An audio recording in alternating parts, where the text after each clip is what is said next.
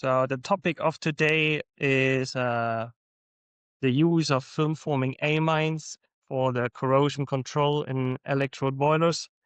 So this is a brand new topic for us as supplier of film-forming amines as well.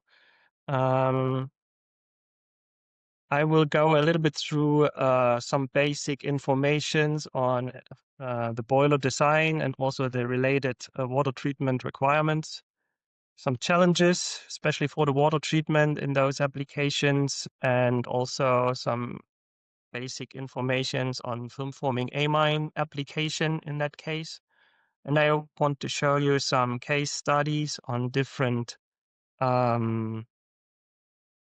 techniques like industrial steam boilers and also some hot water boilers, where we gained some results over the last years.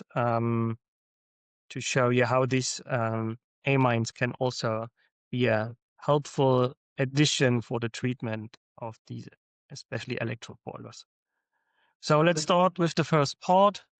So why are we all talking about electric and electrode boilers? So they're becoming more and more relevant in the last years, especially for the industrial steam production, but also for heat production in district heating systems. The main reason is due to the decarbonization of industrial processes and the targets related to that. Operators looking for alternatives to gas-fired or coal-fired systems. These electric boilers are highly flexible, so they can start up very quickly and change the load very quickly, so which makes them a very flexible operation. If you can run them when the electricity prices are low or even negative, they have very low operational costs. And so they can be a good add-on to existing steam production, for example. And they can be used, especially with higher loads, for the grid stabilization. So if there's a lot of energy in the system due to a surplus of regenerate or renewable energy sources, they can be used to consume these surplus and run the grid more stable. And of course, they have a very high thermal efficiency, up to 100%. So there are no losses and they can run very efficient. In general, there are two different design types based on the electrical supply. So we have the low voltage boilers, which are mainly immersion type element boilers. They look very similar than the conventional low pressure boilers with gas-fired systems, and the heat is generated due to the electrical resistance of the heating elements. So the water is directly heated and you produce hot water or steam for your process. And in that case, the water is only the heat transfer fluid, similar to the one with the conventional low pressure systems. For higher loads, the high voltage boilers are more useful, and there is a difference between the immersion electrode type boilers. There you have these electrodes hanging from the top of the boiler, and they are located in a water basin, and the heat generation is due to the electrical resistance of the water, and the electrodes are immersed in the water bath, and the level of the water bath can be adjusted to increase or decrease the load. And here you have the water not only as a heat transfer, but also as the part of the electrical system. And there's a second type of high voltage boilers. It's the jet type boilers. They are here the water is sprayed on the electrodes and flows then through the counter electrodes. Here, the same technology is used, so the water is the electrical transport medium, and you can move or shade the water spray to adjust the load. So also here you can rapidly change the load with the boilers. Knowing this, there are some differences in the requirements for the water treatment. For the low voltage immersion type boilers, the requirement is based on the standard DIN for boiler water treatment. In Europe, it's DIN 1295310.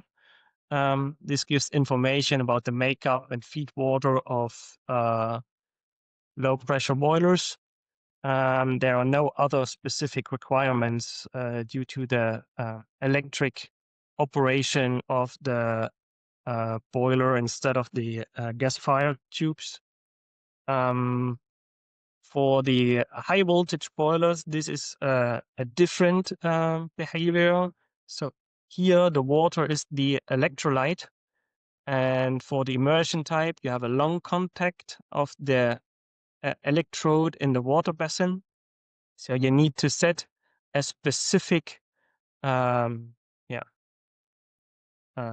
conductivity in the boiler water to get the right resistance in the water. Depending on the manufacturer, here the values can be between 50 and 200 microsiemens per centimeter. So you need a specific electrolyte chemistry to run the boiler. On the other side, the makeup water has to be very pure, so the conductivity has to have less than 0.2 microsiemens. And normally the feed water needs to be adjusted with a pH to 9.2 and the dissolved oxygen values less than 20 ppb in the system. On the other side, the jet spray electrode type boilers, here we have a very short contact because the water is sprayed on the electrode. And in that case, the conductivity needs to be much higher to run the boiler.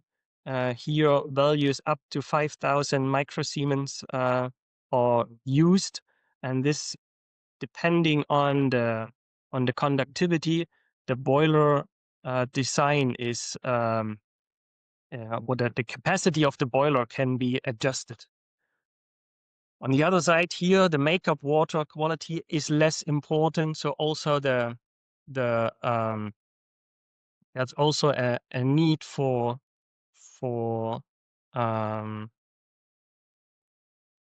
a pure water, so without hardness, but there are no requirements in terms of a low conductivity makeup water, because you use very high conductivity in the boiler water itself. pH should be adjusted, and also here the dissolved oxygen levels should be very low. Because of that, it gives us some specific challenges which needs to be covered by the water treatment. For the immersion type electrode boilers, there is a conflict between the electrolyte chemistry and the corrosion and steam process chemistry. So if you look at the boiler water conductivity, you also need to do something with the pH. You need to treat the steam as well in steam process systems. Also, you can have electrical arcing and other side reactions due to that, and which can produce hydrogen in the water. Of course, you have a highly flexible operation regime with starts and stops, and also maybe an operation due to the electricity prices. So the corrosion rates can be increasing with at different loads, especially when you operate on low loads. The corrosion rates and the iron release is much higher than at high loads, so you have to adjust your boiler operation also due to that. And you need to somehow protect the system also from corrosion during stops. And you have a degradation and also a failure of the electrodes because they are mainly built of iron, so they release also the iron. They lose iron, so they get smaller, and this can change the operational parameters of the boiler during the running cycles. Same as for the jet spray boilers. Also here you have to have a look on your chemistry, not only for the boiler, but also for the connected systems. Same concerns here regarding the flexible operation and standstill corrosion. So you need to have a close look on the electrodes and also on the pumps here, where you move the water from the ground to the spray area so that they do not get clogged with particles and get damaged. Some facts and information about the film forming amines. So they are already used in power plants and industrial boilers for years. And they are known as effective corrosion inhibitors and preservation agents. So they are known in the industry very well for a long period. Also, you have independent guidelines available, like the IEPS TGDs, and a lot of references all over the world for the application of those. And the second thing is you have several analytical methods available, field tests with where you get a quick result, some very good lab procedures using photometric methods to detect the FFA concentration. And there is also an online instrument available to measure continuously the concentration in the cycle. So you have a very good control of the concentration and the effects related to the system. But on the other hand, there's only limited data available on film forming amine applications, especially in the electrode boilers. I will show you later some cases where they have been applied in immersion type electrode boilers. And our recommendation, and there we follow also the recommendation of the IEPS, is to only use film forming amine products with a fully disclosed composition and with data on the chemical and physical properties. So you need to know what you're injecting and how it may react in the boiler, especially with the high current flows which you have. What is necessary is a very careful chemical monitoring, not only for the FFA, but also for the other parameters related for the boiler operation, and also an inspection program to assess the internal conditions and for predictive maintenance of the boilers and the electrodes. And a strong recommendation is to have a look at the IEPS TGDs, especially on section 8 and 9, because there are a lot of information for customization and specific requirements or information on industrial applications with where the steam is used for processes or other uses. Knowing that, I want to give you an overview over some industrial applications. The first project is located in New Zealand. It's an industrial steam generator, where the steam is used for washing and drying of sheep wool. So they had already a coal-fired boiler in place, and that coal-fired boiler should be replaced by a new electrode boiler with a high voltage immersed electrode design at 8 megawatts, 10 bars, and 10 cubes per hour capacity. So here are some pictures from the site. The boiler requires a demerized makeup water, so you can see the demerization plant with reverse osmosis and also some mixed bed resins. It was planned to have a feed water chemistry with an all volatile treatment with ammonia, and the dissolved oxygen levels should be 5 to 10 ppb. Therefore, a thermal deaerator was built on the feed water tank. The electron boiler itself should be treated with trisodium phosphate for the electrolyte chemistry to set a conductivity target of 50 to 70 microsiemens. And during the planning of the project, it was already foreseen that there is an improved corrosion control in the steam and condensate system necessary because of the old boiler treatment, because the historic coal boiler was treated with a all solids program, so there was no steam or volatile treatment applied. So the first change here was to switch from this solid treatment program to a AVTO, and the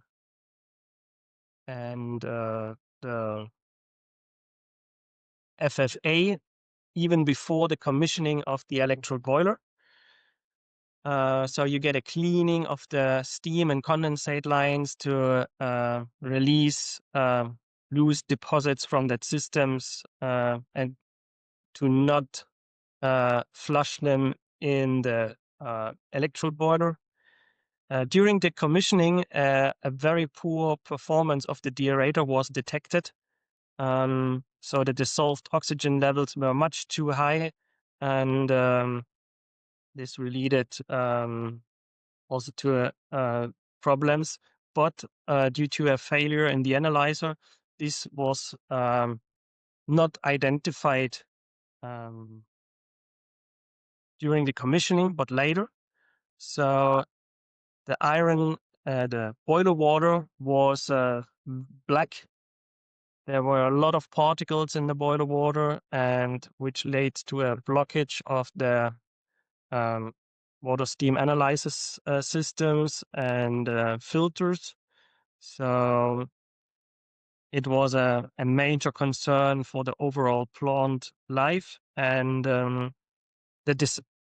as it was already planned to run the boiler later after the commissioning with an FFA. So the team sit together and decided what to do. So in the first step, they had already an FFP on site, which was used in the coal boiler. There was a lot of data available for the chemical and physical properties of this product. And also the local agency gives a lot of support with the application of this film-forming amine. And also they were knowing that the film-forming amines can also use for pre-service cleaning, because they have already applied several of those with the product. So they had a very long discussion with the vendor of the e-boiler, and after this discussion, they get the approval to use it in the e-boiler already during the extended commissioning process. Helpful was that there was a lot of monitoring equipment in place to monitor and control the water chemistry in the boiler. So we had feed water, pH, and dissolved oxygen measurements. boiler water conductivity and pH, a case measurement in steam, plus also dissolved hydrogen. And for the FFA, a grab sampling in the feed water was applied. So the minimal requirements to control the process were met, and this gives them a go to use the film-forming amine product in the electrode boiler. At that time, this was the first application where this was used in general. So they started with a modified boil-out procedure with an increased FFA concentration to quickly form the protective layer on the surface. And during the following standard operation, FFA concentration of 150 ppb was set as the target concentration to run the boiler continuously. What you could see is after starting the injection, the iron values in the feed water and also in the boiler were dropping rapidly. So we started at about 3 ppm of total iron in the boiler water, and you could see the rapid decrease of the iron levels within a very short period of time. And also during the operation, the values kept stable at a lower value. And this was also confirmed by the sampling. So you saw the black boiler water was turning into a clear water. Also, you could see during the plant inspection some hydrophobicity in the boiler and the related systems. What could not be detected was a effect on the hydrogen, which is produced by the high current flows in the water. It's still 5 to 10 ppb, but also no effect on the electrical performance was detected. So the boiler could run under good conditions with a very clean and pure boiler water without any particles anymore. The second case study is hot water applications where the electrode boilers are used to in hot water systems. This project is located in Finland. It's 2 different sites where the electrode boilers are used for district heating generation. The hot water boilers are a little bit different than the steam boilers because they're having a nitrogen capping to keep the boiler vessel pressurized and also to avoid oxygen increase in the upper area of the boiler. The first project is a 40 megawatt boiler, which was commissioned in June 2024. The makeup water was demineralized, but they did not have a degasser, so the oxygen levels were 8 to 9 ppm, and sodium hydroxide was used as setting the conductivity levels for the boiler water. In the second project, it is a 50 megawatts unit, which was commissioned already a year before. Here, demineralized and degassed makeup water was used, and the feed water was conditioned with ammonia and also sodium hydroxide as electrolyte chemistry. In both projects, the iron concentration was increasing all the time, so the boiler water has to be drained and replaced several times when the levels were higher than 100 milligrams per liter. So the aim of using the film-forming amine was to reduce the iron transport and also to protect the piping and especially the heat exchangers from corrosion, but also from clogging with particles.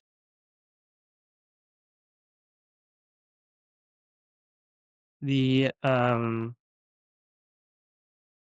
dosing of the film-forming amine started in October 2024. And also here, the concentration is measured by grab sampling and set to 50 to 100 ppb. What was detected is that even it's like a closed loop, the FFA is disappearing over time.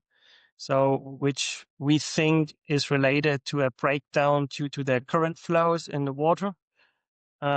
We saw increasing in the ammonia levels, which is also related, which is a breakdown product of the ODA. So we think that this is the reason here, and the main root cause is the high current density during the operation of the boilers. To keep the level or the ODA concentration stable, follow-up dosing is done about once a week for about 30 minutes. And in that time, the water level in the boilers is raised at the highest level to guarantee that the electrodes are dipped into the water as much as possible to get them also protected with a filming layer. Also, a blowdown is done every week to remove solids from the bottom of the boiler and to improve the cleanness. Here are some measures. Starting in the beginning, you see that the iron levels are around 50 to 60 milligrams per liter. So we drained partly the water and refilled it, and then we started with the dosing. And you can see that immediately there is also here a drop of the iron values, and it remains low. So at the lowest detection range in that case, conductivity remains stable, and also the pH is stable over time. And the boiler water turns from this brown source into a very clear sample at the after a couple of weeks. What was observed is that, especially during low load operation periods, there is a higher release of iron from the electrodes to the water. And here are some comparable results with other similar boilers in Finland. And so you could see that the iron loss is decreasing with the use of ODA. So there seems to be a much better protection of the electrodes, especially in low load operation, which leads to an increased change interval of the electrodes. And also this is reducing the maintenance costs. And what we also see was that due to the injection of the FFA, the formation of agglomerates between the FFA and the iron takes place.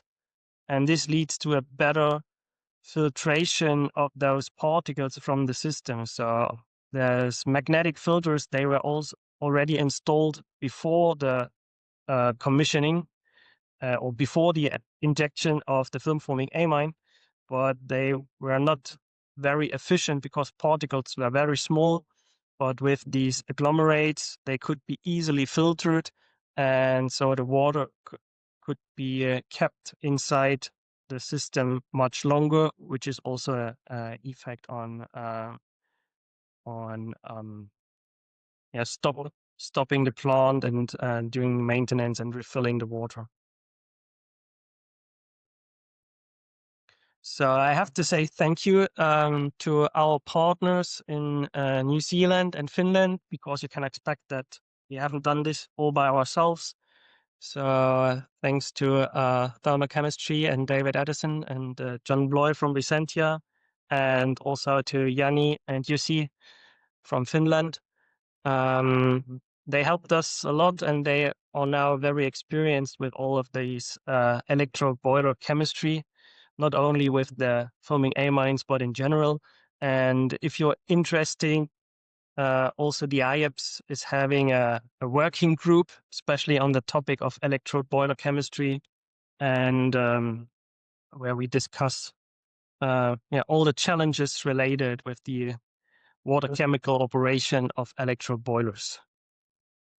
If you're more interested in film forming amines, please have a look at our website. There we have our webinars from the past with a lot of basic information and also some other applications. Or have a look at the blogs and articles. Follow us on LinkedIn. I would appreciate that. And thank you. So I hope you enjoy that, and I would be happy to hear some questions. And please. One question, maybe. Do you hear it? Yes. Yes. So Alexandre Lafrance is speaking from VAPEC. I asked one question in the discussion. Do you think there is a link between arcing and iron loss? Yes. So what we expect is that the arcing will have an effect also on the vessel material. So and you can see that especially when you run on lower loads and where you have maybe a higher risk of arcing, that also in that time the let's say the iron concentration is increasing. Okay, clear. Thank you. Okay, some other questions. So there's one question in the chat. If there's a standard document for electrode boiler chemistry, not yet. So IEPS is working on that. But yeah, everyone with experience in that field is invited to join. So you see David Addison in the chat. So he's leading the IEPS power cycle chemistry working group, and also connected to the electrode boiler chemistry very well. So get in contact with him on the IEPS website. You find the contact details, and everyone is invited to contribute to finally get something which will help all of the operators and to run the boilers efficiently and also safely. All right. So thanks everyone for joining. I wish you all a happy Christmas season, some joyful holidays, and if you have any questions on film forming amines, just drop me a message and we will try to answer it quickly. And stay safe, stay healthy, and see you next time on our next webinar.